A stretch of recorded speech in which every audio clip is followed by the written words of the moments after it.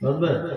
সারা ভারতবর্ষের বড় বড় চোর ওই তো আপনারা কি বলে পাঞ্জাব ন্যাশনাল ব্যাংকের 11,000 কোটি টাকা চুরি করে নিয়ে পালিয়ে গেছে কিছুদিন আগে, কি না নীরব মোদী 11,000 কোটি টাকা চুরি করেছে। আপনারা জানেন ইতিহাস যে নদিয়া জেলার রানাঘাটে বৃদ্ধাশ্রমে প্রায় 70 বছরের কাছাকাছি একজন মহিলাকে 11 জন পুরুষ মিলে ধর্ষণ করেছে আজ থেকে 3 বছর আগে। আপনারা জানেন বিহার ঝাড়খণ্ডের একজন মা এবং বেটি বহরমপুর চিকিৎসার কারণে রাত 2টার সময় ট্রেন থেকে নেমেছিলেন খাগড়াঘাট স্টেশনে। 5 জন যুবক মিলে সেই মা এবং বেটিকে একসাথে গণধর্ষণ করেছিল। আজ থেকে 7 মাস আগে বহরমপুর কোর্ট 5 জন আসামিকে ফাঁসির রায় দিয়েছে। সোশ্যাল মিডিয়াতে আপনারা হয়তো ভুলে গেছেন, মনে নেই, তারাই দেশের মাটিতে আজও আছে। আপনারা জানেন ভারতবর্ষের প্রধানমন্ত্রীকে গুলি করে মারা হয়েছিল, সেই লোক আজও পর্যন্ত দেশের মাটিতে আছে।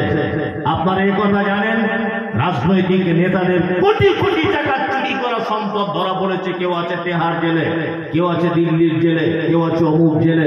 তারা দেশের মাটিতে বসবাস করছে, অসুবিধা কিছু নেই। কোনো না কোনো একদিন তারা জামিন পেয়ে আবার বাড়ি চলে আসবে। কিন্তু আপনারা জানেন সারা ভারতবর্ষের কৃতি সন্তান, যার সারা পৃথিবীর কোন বিদ্যা তার সামনে দাঁড়ানোর ক্ষমতা নেই, এই মুহূর্তে সারা পৃথিবীর কোন বিদ্যা নেই তার সামনে দাঁড়াবে, তার নাম ডাক্তার জাকির নায়েক। মুম্বাই তার বাড়ি। লোকটা ভারতবর্ষের মাটিতে টিকে থাকতে পারলো না, পেরেছে? পারলো না। কেন? কারণ বন্যা ধরে টেনেছে, কারোর জমি ফাঁকি দিয়ে দিয়েছে, সরকারি অর্থ সম্পদ চুরি করেছে, করেনি। একটাই মাত্র কারণ, সেই কারণটা হচ্ছে এই পবিত্র আল কোরআনের সঠিক কথা মানুষের দাওয়াত পৌঁছে দেওয়ার কারণে তাকে দেশ ছেড়ে চলে যেতে হবে। আমি মমতাজুল ইসলাম, আমার বক্তব্য তোমার বয়সে 12 থেকে 13 বছর। আগে সোশ্যাল মিডিয়া ছিল না বলে হয়তো দেখতে পেতেন না। এখন প্রথম যখন বক্তব্য রেখেছি তখন কথা বলেছি যে ডাক্তার জাকির নায়েককে তাড়িয়ে দিয়েছে মনে হয় নরেন্দ্র মোদী সরকার, আর মনে হয় দিলীপ বাবু, মনে হয় অমিত বাবু, এরাই মনে হয় চক্রান্ত করে তাড়িয়ে দিয়েছে। তারপরে বুঝতে পারলাম না দিলীপ বাবু যত না অপরাধ করেছে, অমিত বাবু যত না অপরাধ করেছে, সব থেকে বেশি সর্বনাশ করেছে দাড়িওয়ালা, টুপিওয়ালা, বড় পাঞ্জাবিওয়ালা, বড় হুজুরেরা 22 হাত পাগড়ি পরে যারা ঘরে, এরাই সব থেকে বেশি সর্বনাশ করেছে। এই লোকটাকে দেশ ছাড়তে সব থেকে বেশি সর্বনাশ করেছে। কারণ আমার ভাই একটা কথা গজলের মাধ্যমে বলে দিয়েছে যে শিরিক, বেদাত, মাদুলি ব্যবসা, এইসব হুজুরদের কারণে এই লোকটাকে দেশ ছেড়ে চলে যেতে হলো। কি বললাম বুঝতে পারছেন? ওই জন্য দেখতে পাচ্ছেন না আপনাদের তো পার্শ্ববর্তী জেলা হাওড়া জেলা এই বছরেই 2024 নয় 23-এর লাস্টে প্রোগ্রাম করতে এসেছিলাম। প্রোগ্রাম করে আমি ফিরছি, গাড়িতে বোম মেরে দিয়েছি। সোশ্যাল মিডিয়া দেখেছেন মমতাজুল ইসলাম সাহেবের গাড়িতে বোম মারা। আমি কি ওখানে গিয়ে কারোর দরজা ঠেলেছি নাকি? সে আমার গাড়িতে বোম মারবে কেন? কেন? একটাই কারণ, হক কথা বলে দিলেই বোম মারবে, কোনো সমস্যা নেই। আর আশ্চর্য হয়ে যায় এর পিছনে যখন শুনি যে আলেম ওলামাদের হাত থাকে, তখন মনে হয় যে মাটি কোথাও ফেড়ে গেলে তার তলাতে ডুবে যায়, মানে খারাপ লাগে। তখন কোরআনের হক কথা বললে আজও পর্যন্ত মানুষ বিগড়ে যাবে কি যাবে না? যাবে। এখনো পর্যন্ত আপনি এই গ্রামের অনেক ফ্যামিলিকে দেখুন, ছেলে আহলে হাদিস, বাপ যেমন তেমনই আছে। অনেক মসজিদে একটা ছেলে আহলে হাদিস বা একটা ছেলে সঠিক হাদিস এবং কোরআন মেনে চলে বলে মসজিদে নামাজ পড়তে দেওয়া হয় না, হয় না? ওটা কি তোমার বাপত্তি সম্পত্তি নাকি যে তুমি মসজিদে নামাজ পড়তে দেবে না? মসজিদে আল্লাহর ঘর, এখানে সবাই কানা, খোঁড়া, কুঁজো, বিজেপি, সিপিএম, তৃণমূল সবাই ঢুকবে। তুমি কেন একে বাদ দিয়ে দিলে? একে কেন বার করতে গেলে? এই রাইট তো তোমার নেই, আছে নেই? এইরকম ঘটনা শুনতে পাওয়া যায় আমাদের গ্রামে আছে। আমার ভাই পিছনে বসে আছে, সাক্ষ্য দেবে। ছেলেটা সঠিক হাদিস কোরআন মানে বলে ওর বাপ সম্পত্তি থেকে বঞ্চিত করে একেবারে নিঃস্ব করে দিয়েছে বেটাটা। এখন আমাদের গ্রামে এসে কোন রকম আশ্রয় নিয়ে বসবাস করছে, নিঃস্ব। তার মানে আজও পর্যন্ত কোরআনের হক কথা মেনে নিলে বা বললে দ্বন্দ্ব দ্বিধা হবেই। হয়ে গেলে আল্লাহ নবীকে বলছেন আল্লাহ নবীকে বলছেন যে ঝগড়া অশান্তি, তর্ক বিতর্ক বা হক কথার দাওয়াত দিলে যা কিছু হবে বিপদ, আপনি যেন একেবারে ভয় করবেন না। আপনি একেবারেই আপনার মনের দিক দিয়ে ভয় পাবেন না। তারপরে বলছেন আপনি এর মাধ্যমে মানুষকে ভয় দেখান, আল্লাহর দিকে ডাকুন, জাহান্নামের ভয় দেখান। আর এটা মুমিনদের জন্য একটা উপদেশ, সত্যি কোরআন মুমিনের জন্য উপদেশ, উপদেশ না? আল্লাহু আকবার। কোরআন শুধু উপদেশ তা নয়, মানে এর তেলাওয়াত থেকে শুরু করে সমস্ত কিছু মাধুর্য একটা একটা পাঠ পাঠ করে আলাদা আলাদা না। আল্লাহ পবিত্র কোরআনে বলছেন আয়াতুহু যাদাতুহুম ঈমানা ওয়া আলা রাব্বিহিম ইয়াতাওয়াক্কালুন। আল্লাহ বলছেন আরে মুমিন তো তারাই, মুমিন অরিজিনালি তারা যাদের সামনে কোরআন তেলাওয়াত করা হয়, যাদাতুহুম ঈমানা, তেলাওয়াত শুনলেই তার ঈমান বেড়ে যায়। কোরআন শুনলে ঈমান বাড়ে না? আমাদের ইমাম সাহেবদের তেলাওয়াত শুনলে বাড়ে। আল্লাহ, তো তেলাওয়াতের একটা মাধুর্যের ব্যাপার থাকে, থাকে না? সত্যি হাজী সাহেবরা আমার পিছনে বসে আছেন, উনি গিয়েছিলেন মনে হয় মক্কা মদিনা, আমিও গিয়েছিলাম। আবার আল্লাহ চাইলে আগামী 2 সপ্তাহ 3 সপ্তাহের মধ্যে আবার যাব মক্কাতে ইনশাআল্লাহ। তা ওই মুহররমের 6 তারিখে যাবো ইনশাআল্লাহ। তা যাই যখন, সত্যি কাবার ইমাম তেলাওয়াত করে মনে হচ্ছে কোরআন অবতীর্ণ হচ্ছে। আল্লাহ, মনে হচ্ছে কোরআন কি অবতীর্ণ হচ্ছে। এশার আর ফজরে বেশি আব্দুর রহমান আসুদাই সাহেব তিনি নামাজ পড়ান, সালাতের ইমামতি করেন তিনি। আল্লাহু আকবার। কি Ethiopia, Tanzania, German, Japan, Kuwait, Bahrain, Dubai, যেখান থেকে আসছে বাচ্চা ছেলের মতো হাউ হাউ হাউ হাউ করে কাঁদছে, নামাজে দাঁড়িয়ে দাঁড়িয়ে কাঁদছে। আমি গতবারে যখন গেলাম, উত্তর দিনাজপুরের একজন চাচা আমার সঙ্গে ছিলেন। প্রায় অনেক জায়গাতে ঘটনাটা বলেছি। তা চাচা আমার সঙ্গে ছিলেন, চাচার বয়স প্রায় 70-এর কাছাকাছি, কিন্তু চাচা খুব স্ট্রং, চাষিবাসী মানুষ তো, মানে আমি ওর সঙ্গে ছুটতে পারবো না, দৌড়াতে পারবো না, এরকম একটা ব্যাপার। চাচা এতটাই স্ট্রং। যখন তওয়াফ করি, চাচা তখন আমার পিছনে কলারটা এরকম ভাবে ধরে রাখে। যখনই তওয়াফ করতে যাই, চাচাকে জিজ্ঞাসা করি, আপনি আমার এটা ধরে রাখছেন কেন? আমার তো অসুবিধা হচ্ছে। বলছি না, যদি হারিয়ে যায়। হারিয়ে যাবে, আমি অসুবিধা কি আছে? বলছে না, আমার 3 বিঘা ধান লাগানো আছে। ও শুধু এই চিন্তা, ও মক্কাতে গিয়ে শুধু 3 বিঘা জমি ধান লাগানো, এই চিন্তা। তা মনে মনে ভাবছি, মানুষ তো ভাবে যে এখানে এসে মৃত্যু হলেই মনে হয় ভালো হয়, এই তামান্না করে। তা আপনার এই সব ইচ্ছা কেন? বলছে না, আমার ভয় লাগছে, আমার প্লেন এসছি, আমার ভয় লাগছে, কি করে আবার বাড়ি যাবো, এইসব টেনশন। নামাজে দাঁড়ালাম, সম্ভবত ঈশার নামাজে, কাবার ইমাম তেলাওয়াত করছেন আল্লাহু আকবার। জাহান্নামের আয়াত যখন আসছে, জাহান্নামের আয়াত যখন আসছে, কাবার ইমাম 20 সেকেন্ড 25 সেকেন্ড বাচ্চা ছেলের মতো কাঁদছে, সমস্ত মানুষ কাঁদছে। আমি টুটা ফাটা ভাষা একটু বুঝি, আরবি মাদ্রাসায় পড়েছি দীর্ঘদিন, একটু একটু বুঝি। আমারও চোখ দিয়ে পানি চলে এলো। আমি মমতাজুল ইসলাম, আমিও কাঁদছি। আমার পাশে চাচা দেখছিও কাঁদছে।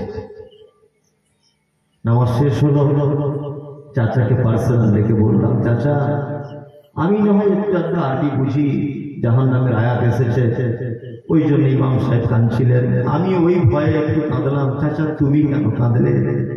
চাচা তখন বলছে, মমতাজুল তুমি আমার ছেলের বয়সী, আমি লেখাপড়া জানি না, তবে 70 বছর বয়স, আমি 60 বছর নামাজ পড়ি, 5 ওয়াক্ত, 10 বছর থেকে নামাজ শুরু করেছি। কোনদিন নামাজ আমার কাজা হয়েছে আমি জানি না, আমি দোয়া করে তো বেশি জানি না বাপ, তবে আমি নামাজ ছাড়ি না। খুব আল্লাহ বলা লোক যদিও। আমি বললাম তাহলে তুমি কেন কাঁদলে চাচা?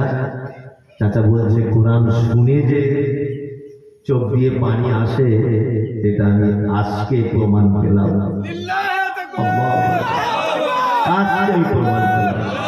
আমি তখন চাচাকে বললাম, চাচা তোমার চোখ দিয়ে যে পানি চলে এলো এই ব্যাপারে তো আল্লাহ কথা বলেছে, এমনি পানি আসেনি। আল্লাহ বলেছে আয়াতুহুম যাদাতুহুম ঈমানা ওয়া আলা রাব্বিহিম ইয়াতাওয়াক্কালুন। মুমিন তো তারাই যাদের সামনে কোরআন তেলাওয়াত করা হয় আর কোরআন তেলাওয়াত শুনলে তাদের চোখ দিয়ে পানি ঝরে ঝরে পড়বে। আল্লাহ বলছে আয়াতুহুম, আরে মুমিন তারা যাদের সামনে কোরআন তেলাওয়াত করলে তাদের ঈমান বেড়ে যাবে। আর আল্লাহ এখানে বলছে যিকরা লিল মুমিনিন। নবী আপনি বলে দেন তাদেরকে এটা হচ্ছে শুধু একটি কিতাব নয়, মুমিনদের জন্য উপদেশ রয়েছে, যাবতীয় সমস্ত সমস্যার সমাধান আমি আল্লাহ পবিত্র কোরআনের ভিতরে লিপিবদ্ধ করে দিয়েছি, সমস্ত সমস্যার সমাধান। পৃথিবীতে ওই একটা ছেলে আমি এখানে শুনলাম বলছে পিএইচডি করছে একটা ছেলে। ওই ছেলেটাকে যদি বলা হয় যে তুমি পিএইচডি করছো, হ্যাঁ হ্যাঁ, আচ্ছা বলো তো দেখি তুমি মহাকাশ সম্পর্কে তোমার কি জ্ঞান আছে? ও বলবো ওই বিষয় আমি পড়িনি। বোঝানোর জন্য বলছি। একটা ছেলে ডাক্তারি পড়ছে, কোন একটা মেডিকেলে তার ট্রেনিং হচ্ছে। ওই ছেলেটাকে যদি বলা হয় যে তুমি বর্তমান অর্থনৈতিক পরিস্থিতি সম্পর্কে তোমার ব্রেনে কি আছে, বলবো এই ব্যাপারটা তো আমি জানি না। একটা ছেলে ডাক্তার হচ্ছে, তাকে যদি বলি আমি 3 শতক জায়গার উপরে 5 তলা একটা বিল্ডিং করব, আমার একটা প্ল্যান এঁকে দাও, এক চান্সে বলবে ওই ডিপার্টমেন্ট আমি নেই, আমি যশোদ্দি কাশি হলে কোন সুস্থিত হয় কত পাওয়ারে এই জ্ঞান আমার আছে। তার মানে সারা পৃথিবীতে জ্ঞানের যত পদ্ধতি রয়েছে, জ্ঞান অর্জনের যত সিস্টেম আছে, প্রতিটা সিস্টেম বিভিন্ন স্তরে স্তরে ভাগ করা হয়েছে। আমি মুমতাজুল ইসলাম বলছি পৃথিবীতে এমন একটি সাবজেক্ট নেই যে সাবজেক্টের ভিতরে সমস্ত বিষয়ের জ্ঞান পাওয়া যায়। পৃথিবীতে এরকম একটা বই নেই, আছে নেই, কিন্তু পৃথিবীতে একটি কিতাব আছে, তার নাম আল কোরআন। একটা মানুষ যদি তার জ্ঞানের পরিপূর্ণতা যদি লাভ করতে চায়, আমি মুমতাজুল ইসলাম বলবো পৃথিবীর কোন বিশ্ববিদ্যালয় সম্ভব না। একটা মানুষ যদি মনে করে আমার জ্ঞানের কমপ্লিট আমি করব, আমার জ্ঞানের পরিপূর্ণতা আমি লাভ করব, পৃথিবীর কোন ইউনিভার্সিটি নেই সেই ইউনিভার্সিটিতে গেলে তার জ্ঞানের পরিপূর্ণতা লাভ করবে। একটি মাত্র কিতাবের ভিতরে একটা মানুষের জ্ঞানের পরিপূর্ণতা লাভ করা সম্ভব, তার নাম আল কোরআন।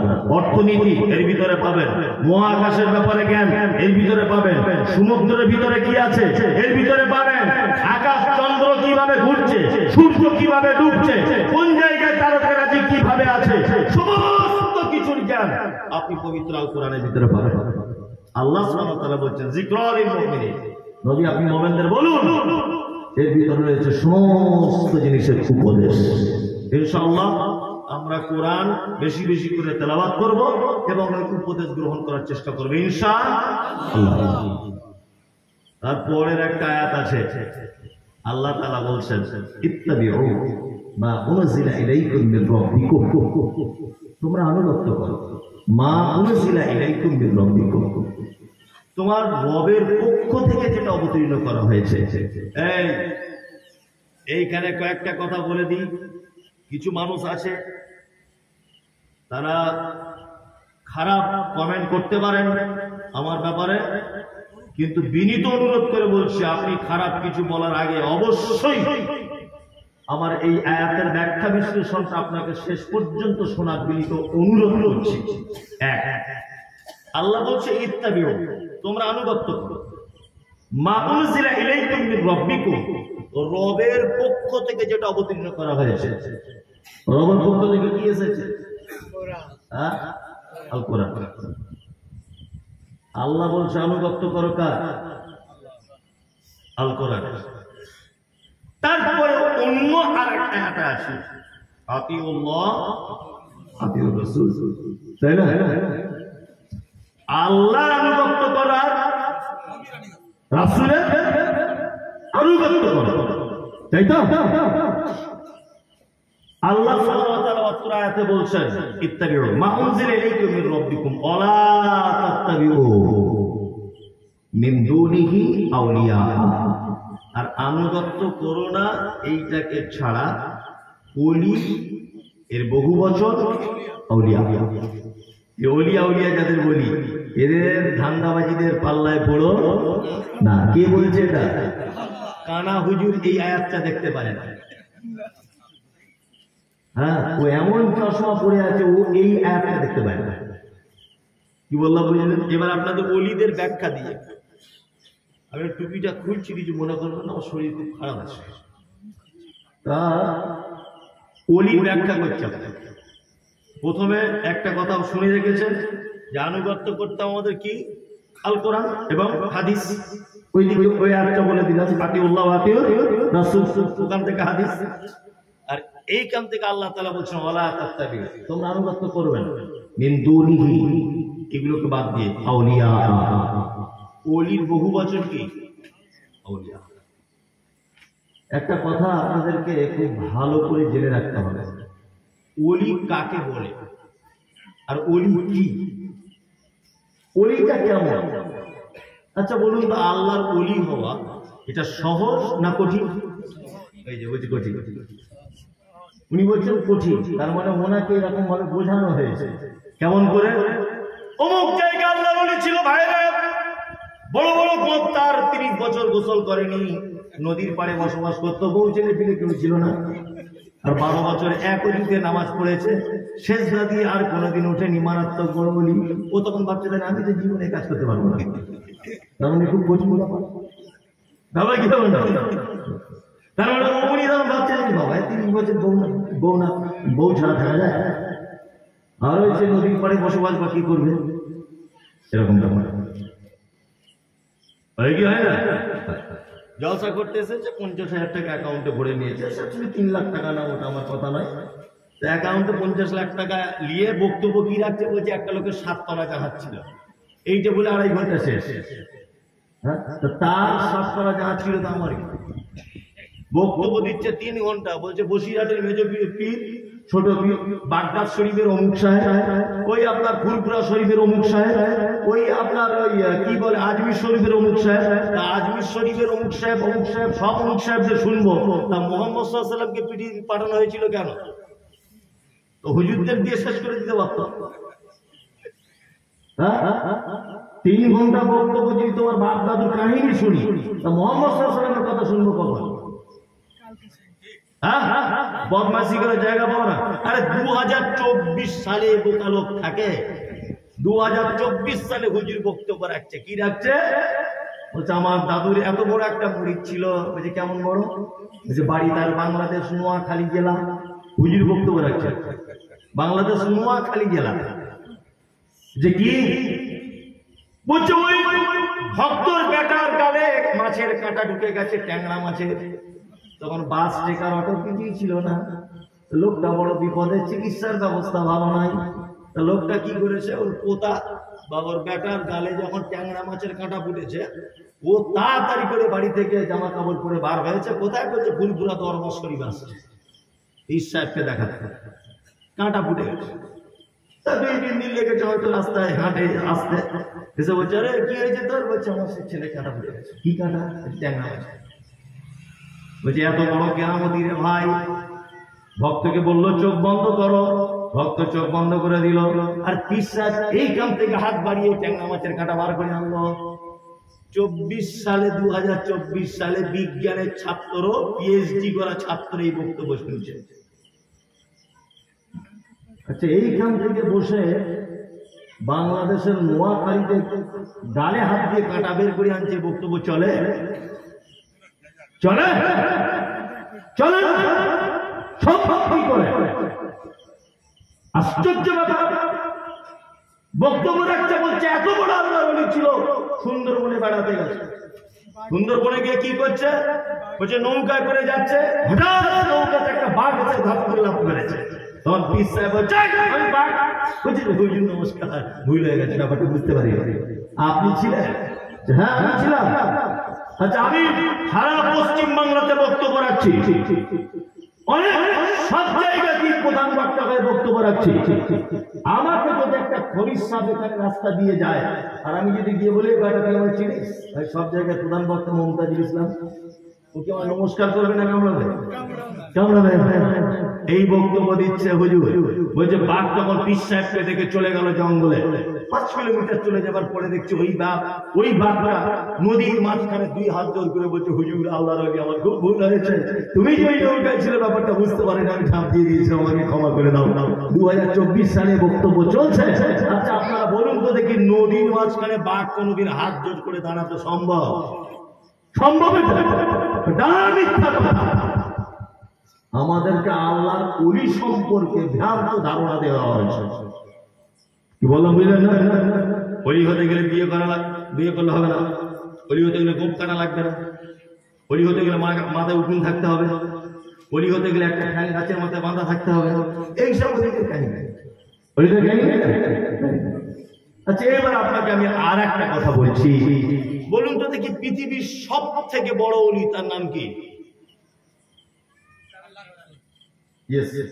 আল্লাহ রাসূল মুহাম্মদ সাল্লাল্লাহু আলাইহি ওয়াসাল্লাম বিয়ে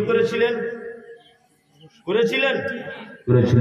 তিনি খেতেন এক ওজুতে 40 দিন নামাজ পড়েছেন, 40 বছর নামাজ পড়েছেন, এরকম কোন হাদিস আছে?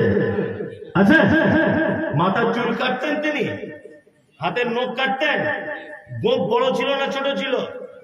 দ্বিতীয় বড় ওলি কে? আবু বকর সিদ্দিক রাদিয়াল্লাহু তাআলা আনহু। আবু বকর সিদ্দিক রাদিয়াল্লাহু তাআলা আনহুর ইতিহাসে একটা হাদিসের ছেঁড়া কথা আপনি দেখাতে পারবেন না যে তিনি বৈরাগী জীবন যাপন করেছেন।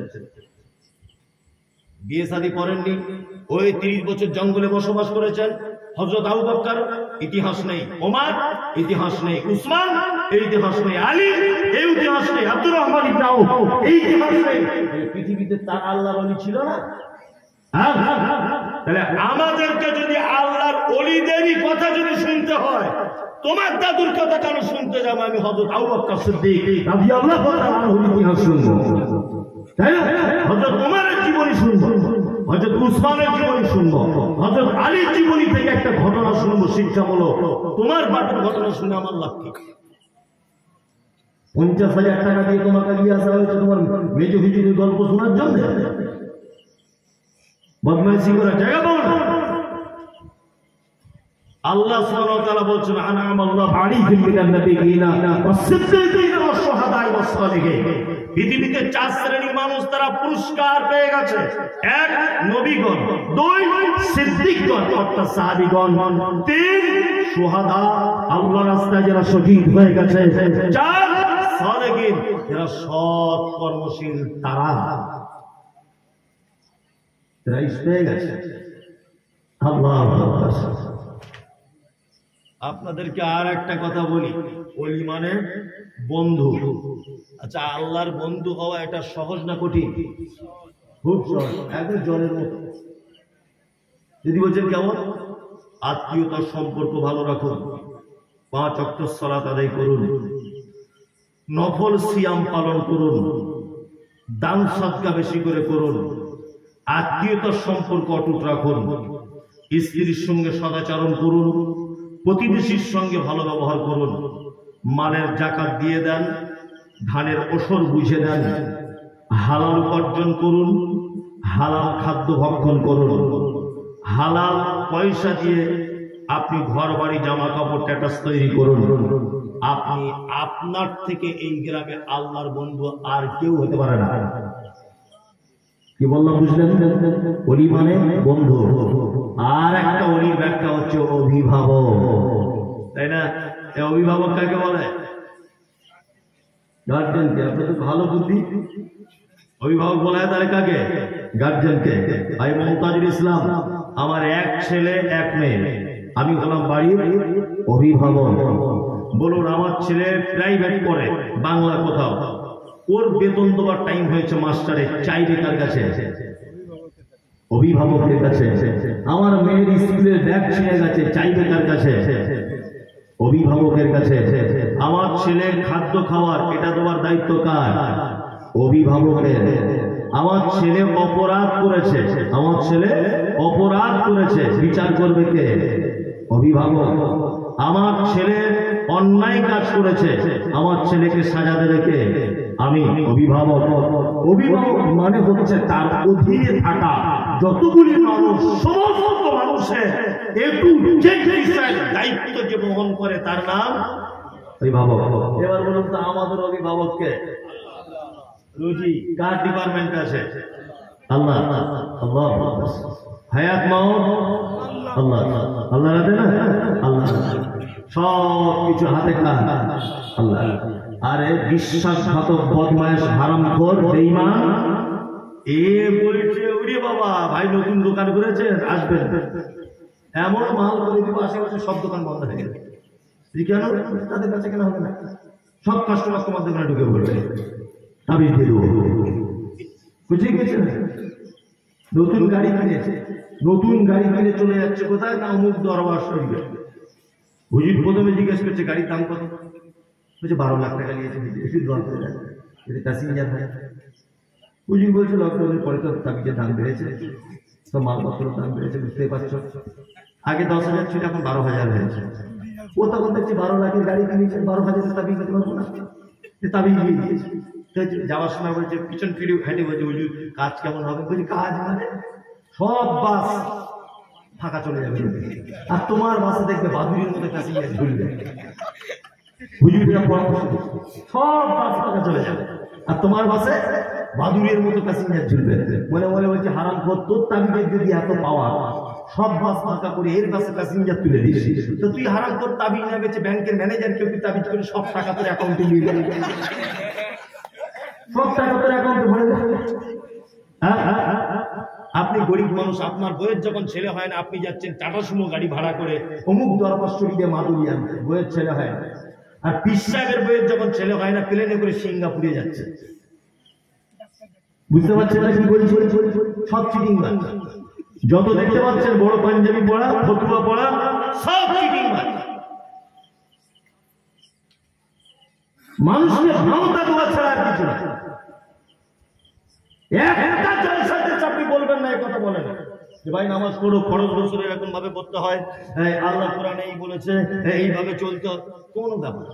শুধু মেজো হুজুর, বড় হুজুর, ছোট হুজুর, সারা জীবন তোমার হুজুরি করবো, তখন মুহাম্মদ সাল্লাল্লাহু আলাইহি ওয়াসাল্লামের কথাগুলো বলবে কে? 63 বছরে মধ্যে 23 বছরের জীবনী শুনবে কে? বিনীত অনুরোধ, এই সমস্ত জিনিস থেকে আপনারা দূরে থাকবেন। আল্লাহ সুবহানাহু ওয়া তাআলা ভাষা হচ্ছে ইত্তাবিউ, আনুগত্য করো কার? কোরআন এবং হাদিস। কোরআন হাদিস বাদ দিয়ে এখন আমার নতুন ঢং চালু হয়েছে। বলছি তুমি কি? ফুরফুরা। তুমি বলছে আমি আজমিরি, তুমি বলছে আমি আজানগাছি, তুমি বলছে দেওবন্দি।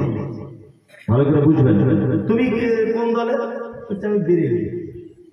তুমি বলছে আমি অমুক জায়গায়।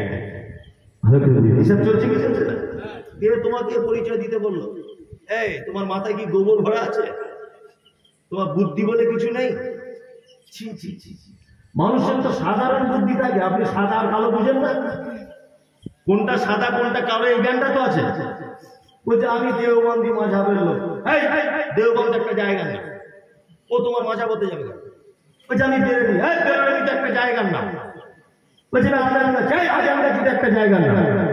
বলছে বুঝলেন না আজমিরি, আজমির একটা জায়গা না। বলছে আমি চিশতিয়া, আরে ওটা খাজা মঈনুদ্দিনের উপাধি, ওইটা তোমার মাযহাব হতে যাবে না। দেওবন্দ একটা জায়গার নাম, বেরেলি একটা জায়গার নাম, ফুরফুর একটা জায়গার নাম, চিশতিয়া একটা মানুষের উপাধি, আজানগাছি একটা জায়গার নাম। জায়গা তোমার মাযহাব হতে যাবে কেন? আপনার কমন সেন্স নেই। মুহাম্মদ সাল্লাল্লাহু আলাইহি ওয়াসাল্লাম পৃথিবী থেকে চলে গেছেন 11 হিজরিতে। কত হিজরিতে?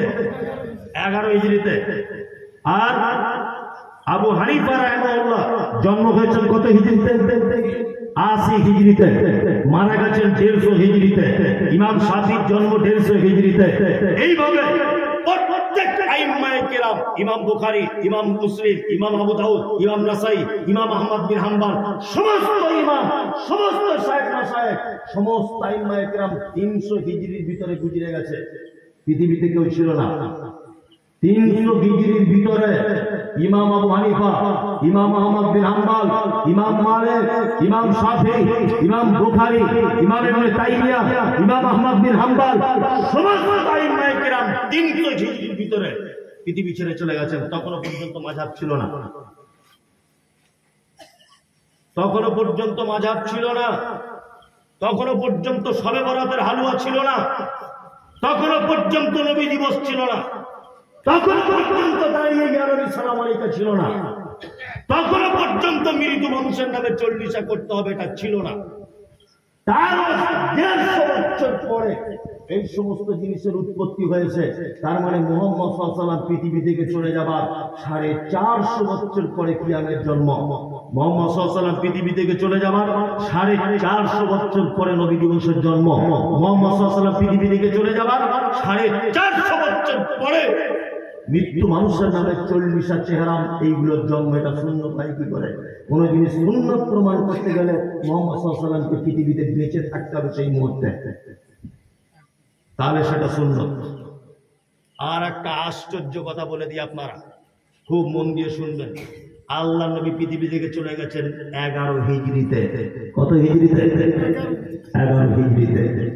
2 আবু হানিফা রাহিমাহুল্লাহ জন্ম হয়েছেন 80 হিজরিতে। তার মানে আল্লাহ নবী চলে যাবার কত বছর পরে জন্ম আবু হানিফার?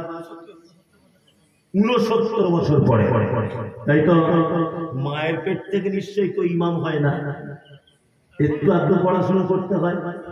যুক্তি তর্কের খাতিরে ধরে নিলাম যে 10 বছর নেই পড়াশোনা করেছেন, তারপর ইমাম হয়েছেন 10 বছর বয়সে, ধরে নিলাম। তাহলে আল্লাহর নবী চলে যাওয়া থেকে ইমাম হওয়া পর্যন্ত কত বছর? 79 বছর।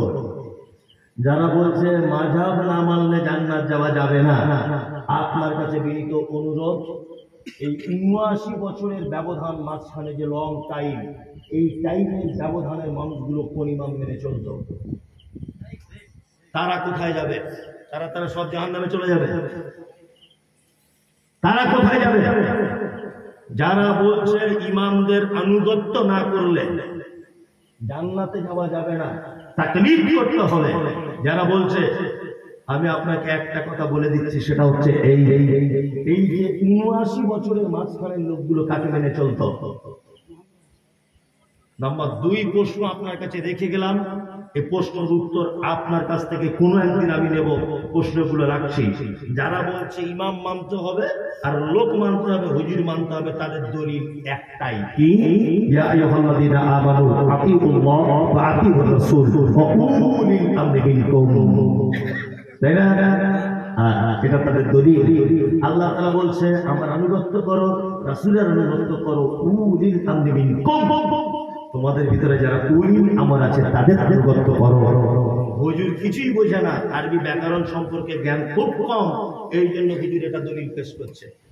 পিছনে পণ্ডিত মানুষরা বসে আছে, বারবার বলছে আমি কোথাও মিস করলে আপনি আমাকে স্টেজে নক করবেন, আমি সংশোধন করতে এনি টাইম প্রস্তুত, কোনো সমস্যা নেই, তর্ক বিতর্কতেও যাব না। এটা আমার চরিত্র। একটা বাচ্চা ছেলে যদি বলে মুমতাজিল ভাই আপনি এটা মিস করে দিয়েছেন বা ভুল করে দিয়েছেন, অবশ্যই আমি মানুষ, আমার ভুল হতেই পারে, হওয়াটাই স্বাভাবিক। আল্লাহর ভাষা শুনুন, এক আতিউল্লাহ। আল্লাহ বলছে আনুগত্য করো কার? আমার।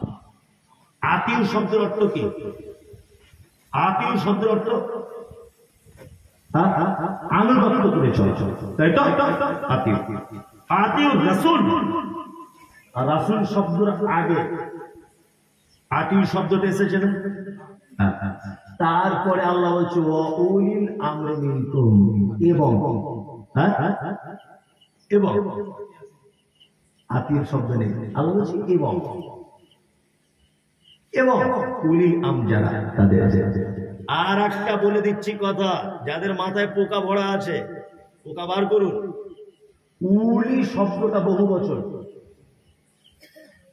নাম্বার 2, পবিত্র আল কোরআনে যত জায়গায় মিনকুম শব্দ আছে, শুনুন এই কথাটা শুনুন, এতক্ষণ যা শুনেছেন আপনি একটু ভুলেও যান, আমার আফসোস নেই, এইটা ভুলবেন না। আল্লাহ বলছে উলিল আমরি মিনকুম, উলি শব্দটা বহু বচন।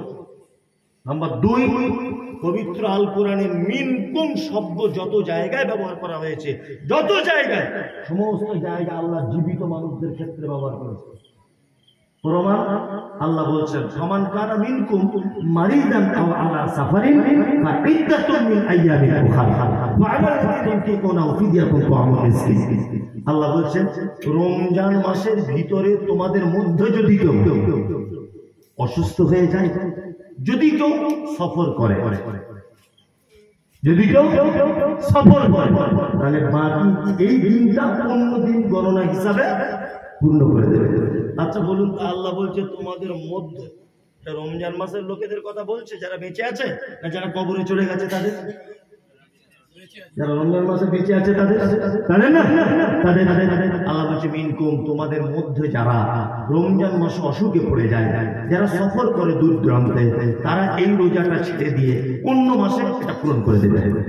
তোমাদের ভিতরে যারা বর্তমান আছে, আল্লাহ সুবহানাহু ওয়া তাআলা বলছেন উলিল আমরি মিনকুম, তোমাদের মধ্যে বর্তমানে যারা আছে, যে সমস্ত ধর্মীয় নেতারা, যে সমস্ত জাননেওয়ালা মানুষেরা, তোমরা শরীয়তের বিষয়ে কোন রকমের দ্বন্দ্ব দ্বিধা কিছু বেঁধে গেলে তাদের শরণাপন্ন হও। তার মানে বর্তমানে বেঁচে থাকতে হবে। কিছু বলতে যাচ্ছি, বলছে এটা ইমাম আবু হানিফা বলেছে। আবু হানিফা বেঁচে আছে? আছেন? নেই। কিছু বলতে যাচ্ছি, বলছে এটা ইমাম শাফি বলেছে। উনি আছেন এখন পৃথিবীতে? নেই।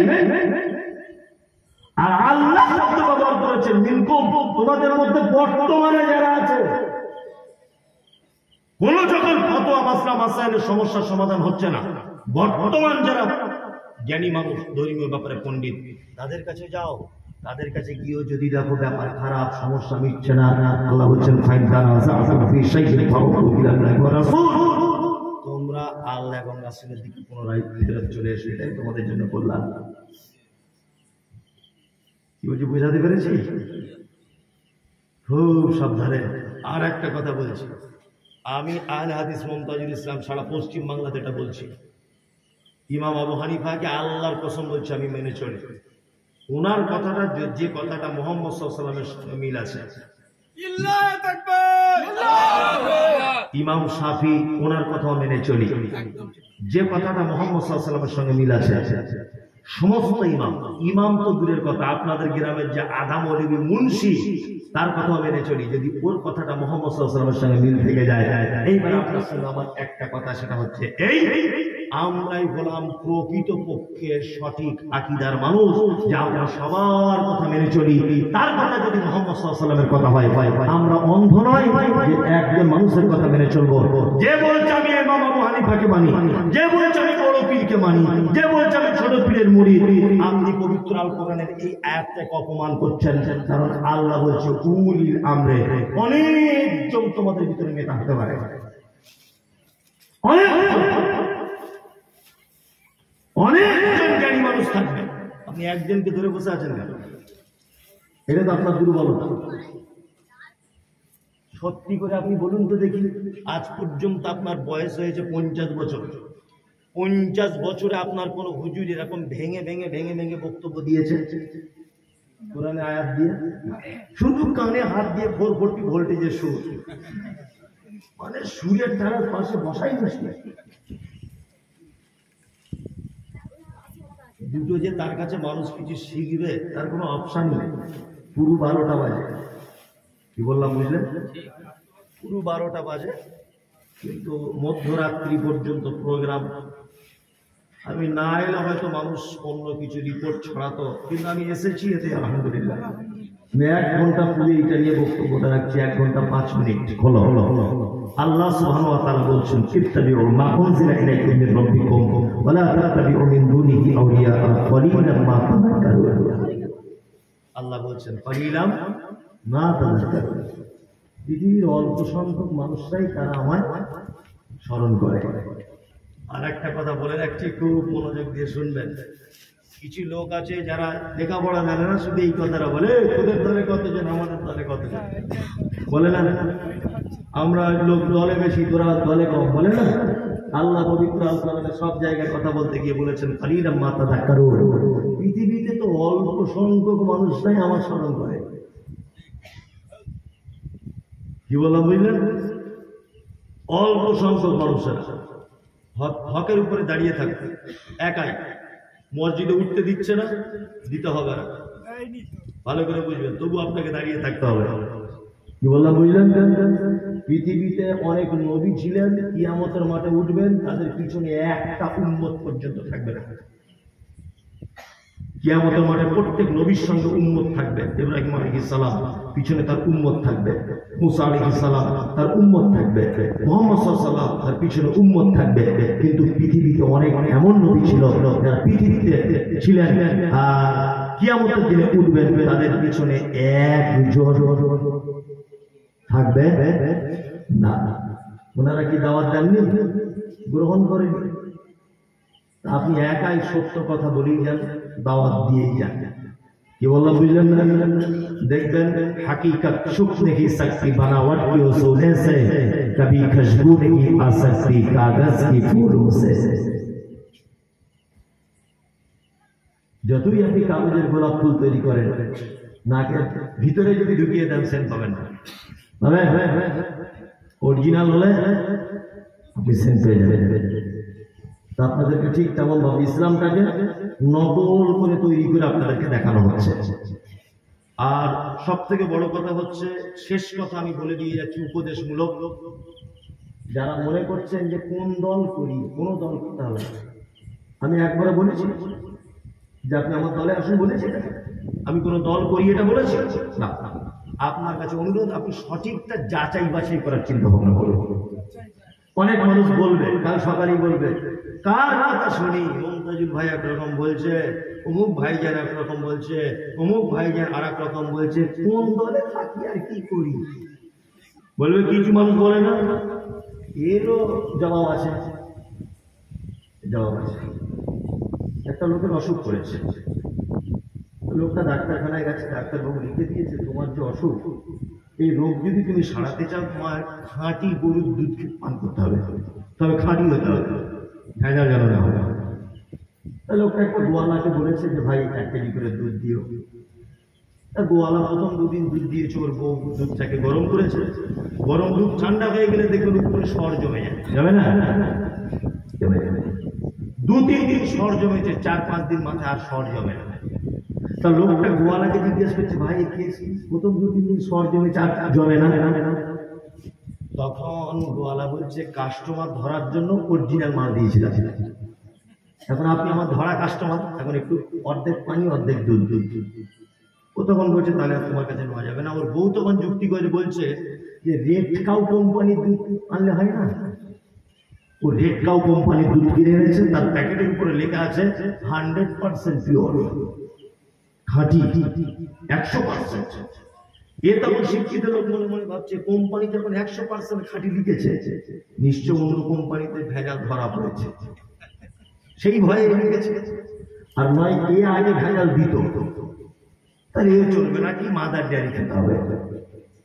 মাদার ডেয়ারি খাচ্ছে, তাতেও একই কেস। টক্কর ডেয়ারি নাকি বার হয়েছে, তাতেও একই কেস। এ এখন এই খাঁটি দুধ খুঁজতে খুঁজতে প্রায় 1.5 মাস পার হয়ে গেল, দুধ খুঁজে পায় না। মোটামুটি এর কাছে 1 কেজি, ওর কাছে 1 কেজি, গোয়ালার কাছে গাড়ি ভাড়া করে দুধ কিনতে যাওয়া, এই 1.5 মাসে মোটামুটি 6-7 হাজার টাকা খরচা হয়ে গেছে, খাঁটি দুধ খুঁজছে। আচ্ছা বলুন তো দেখি, 8-9 হাজার দিয়ে একটা দেশি গাই গরু হতো না? হ্যাঁ হতো। ও খাঁটি দুধ খুঁজছে, কিন্তু 2000 টাকা দিয়ে গাই গরু খুঁজতে রাজি নয়। আপনি খাঁটি ইসলাম খুঁজতে চাইছেন, অথচ আপনার বাড়িতে একটা বাংলা কোরআন মাজিদ পাওয়া যায় না, আপনার বাড়িতে সহিহ বুখারীর একটা হাদিস পাওয়া যায় না, আপনার বাড়িতে একটা নামাজ শিক্ষার বই কিনতে পাওয়া যায় না, আপনার বাড়িতে 2টো ভালো নামাজের পদ্ধতির বই পাওয়া যায় না। জলসার সঙ্গে সেটে 1.5 কেজি বাদাম কিনে বাড়ি যাচ্ছে খেতে খেতে, তুমি কি জীবনে কোনোদিন বাদাম চোখে দেখো? আরে যে জাতি তার গ্রামে জলসার দিনে 22 কুইন্টাল জিলাপি বিক্রি হয়, আর বইয়ের দোকানের বউনি হয় না, একটাও কুয়ার বই বিক্রি হয় না, একটাও বাংলা কোরআন বিক্রি হয় না। এই জাতি কিয়ামত পর্যন্ত অপরের কাছে মার খেতে থাকবে, জীবনে এরা সংশোধন হতে পারবে না, আর সফলতা পেতেই পারে না। কি বললাম বুঝতে পারছেন? ওই জন্য আপনার কাছে বিনীত অনুরোধ, কালকে টাইম যদি নাও পান, এক সপ্তাহের মধ্যে বাংলা কোরআন মাজিদ কেনো, কোনটা কিনবেন সেটাও তো জানতে হবে। আপনি তফসির আহসানুল বায়ান তফসির করেছেন, সারা পশ্চিম বাংলার একজন বিখ্যাত আলেম আব্দুল হামিদ ফাইজি আল মাদানী হাফিজাহুল্লাহ, কিনবেন। আহসানুল বায়ান তফসির ইবনে কাসির কিনতে পারেন, কোনো সমস্যা নেই। হাদিস আরবিতে পড়তে পারছি না, বাংলায় করুন। এগুলো তো মনে হয় বাংলায়, আরবি সাইডে লেখা আছে, বাংলা অনুবাদ করা আছে। আবার হুজুর ফতোয়া দিয়ে দিয়েছে যে বাংলায় পড়া যাবে না, বলে দিয়েছে না, বাংলায় পড়া যাবে না। হুজুর ফতোয়া দিয়েছে ডাক্তার জাকির নায়েক কাফের। তো হুজুর কেন কাফের? হুজুর প্যান্ট শার্ট পরে, মুসলমান প্যান্ট শার্ট পরে, ওই জন্য কাফের। ভালো ডাক্তার জাকির নায়েক কাফের, কেন প্যান্ট শার্ট পরে বলে কাফের হয়ে গেল? প্যান্ট শার্ট পরে একটা লোক, তার মেয়ের বিয়ে হয় না, দোয়া নিতে এসেছে, 10,000 টাকার বান্ডি ধরে দিচ্ছে, তখন বলছে হ্যাঁ ঠিক আছে, খুব তাড়াতাড়ি বিয়ে হয়ে যাবে, তখন মুসলমান, তখন মুসলমান। তার মানে হুজুর সুবিধাবাদ জিন্দাবাদ, যেখানে যেমন সেখানে তেমন ফতোয়া। কি বুঝতে পারছেন? কে বলেছে আপনাকে? কে বলেছে বাংলা পড়া যাবে না? ভাষার কিছু স্থান পরিবর্তনের সাথে সাথে ভাষার কিছু পরিবর্তন হয় না? যেমন আপনাকে বলি, মেয়েরা যে ভাত থেকে যে পানিটা বার করে, ভাত হয়ে যাবার, ওটা কি বলে? মার বলে। আবার হুগলির লোক বলে আসাম, আমাদের ওখানে বলে ফ্যান, বলে না? বলে। এক এক জায়গায় এক এক রকম বলে। আচ্ছা, হামজা আরবি পড়তে যাবে কারা কারা? নুরানি কায়দা কায়দা বা কোরআন হাত তুলুন, দেখো তুলুন বাবা। আচ্ছা, আলিফ জবর কি হয়? আর একটা অক্ষর আছে হামজা, আছে হামজা জবর, দুটো আনা দরকার কি? আলিফ মিটিয়ে দিচ্ছে, তাহলে হামজার প্রয়োজন কি? এগুলো মাথায় ঢোকে কোনোদিন চিন্তা ভাবনা করেছেন? করেন। আলিফ জবর আ, হামজা জবর আ, আইন জবর আ। আইনের সাথে আলিফের আসমান জমির ডিফারেন্স, উচ্চারণে, অর্থ তো ডিফারেন্স। কি বুঝতে পারছেন? কিন্তু আলিফের সঙ্গে হামজার চুল পরিমাণ, অনু পরিমাণ যেটাকে বলে, ডিফারেন্স নেই। আল্লাহ পবিত্র আল কোরআনে কোন জায়গাতে একটা শব্দ আলিফ দিয়ে ব্যবহার করেছেন, আবার ওই শব্দটাই কোন এক জায়গাতে হামজা দিয়ে ব্যবহার করেছেন। কারণ কি বলুন? এই যে ফ্যান, আসাম আর মাঠ একই জিনিস, এলাকা ভিত্তিক। আমি যদি একটা কাগজ এখন লিখে দিই একটা বাচ্চা ছেলেকে, আমি জামায় মার দেবো, তোর মাকে একটু মার এনে 1 গ্লাস পাঠিয়ে দিতে বলিস, তাহলে মেদিনীপুরে হলে আমি মার লিখবো না? আমি 24 পরগনা ইমামতি করছি, আমার জামায় দেওয়ার জন্য ওটা লাগবে। 24 পরগনার ছেলেটা, একটা বাচ্চা ছেলে, কি লিখবো? তোর মাকে বলিস 1 গ্লাস ফ্যান এনে দিতে। লিখতে হবে কি হবে? হবে। তার মানে আল্লাহ সুবহানাহু ওয়া তাআলা পর্যন্ত মুহাম্মদ সাল্লাল্লাহু আলাইহি ওয়াসাল্লাম ইসলাম নিয়ে তায়েফে গেছেন। তায়েফের মানুষেরা যে শব্দটা হামজা দিয়ে ব্যবহার করে, সেই শব্দটা আবার মক্কার মানুষেরা আলিফ দিয়ে ব্যবহার করে। বুঝতে পেরেছেন? এইরকম ভাবে পর্যন্ত আল্লাহ যেখানকার যে ভাষা চলেছে, সেই ভাষা, সেই ব্যাকরণ অনুযায়ী কোরআন অবতীর্ণ করেছে। আর এত বড় গাধা, বলে দিয়েছে যে বাংলা কোরআন পড়া যাবে না। বাংলায় সব পড়া যায়, বাংলায় সব কিছু পড়া যায়, কোরআন পড়া যাবে না, হাদিস পড়া যাবে না। তার মানে আপনাকে অন্ধত্বর বেড়া জালে আটকিয়ে দেবার একটা নতুন কৌশল। কি বললাম? বুঝলেন? জি। আল্লাহ আমাদের সকলকে সঠিক ইসলাম বোঝার তৌফিক দান করুন। আমিন। বলুন আমিন। আমি সকাল থেকে আজকে বারবার কথাটা রিপিট করছি, অসুস্থ, আমি আর বলতে পারছি না। আমার পার্শ্ববর্তী কোনো জায়গায় কখনো এলে ইনশাআল্লাহ আসার চেষ্টা করব। আর আমার জন্য দোয়া করবেন, আল্লাহ যেন আমাদের জবান থেকে কিছু হক কথা দাওয়াত মানুষের কাছে পৌঁছে দেয়। বলুন আমিন। পরবর্তী আর কোনো বক্তা নেই তো? আচ্ছা, আলহামদুলিল্লাহ আলহামদুলিল্লাহ। তাহলে তিনিও বক্তব্য রাখবেন আর আপনারা আমার জন্য দোয়া করবেন।